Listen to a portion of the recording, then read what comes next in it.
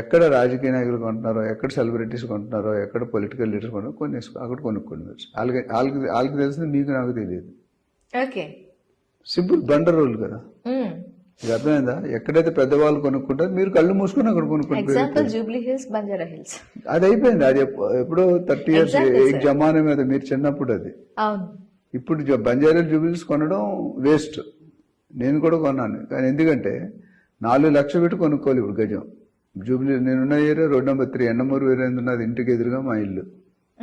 నవలారెడ్డి తెలుసు కదా వీరేంద్రనాథ్. ఆయన కొనేది 3 లక్షలకి 40 సంవత్సరాల ముందు కొన్నాడు. ఇప్పుడు 9 కోట్లు అయింది అది. ఇప్పుడు 9 కోట్లు పెట్టుకుంటే ఆఫ్టర్ 10 years ఎంత అవుతుందో చెప్పండి? 100 కోట్లు అవుతుందా? అవ్వదు, అంతే ఉంటుంది. మాక్సిమం ఒక 1 crore ఏమైనా పెరుగుతుందేమో.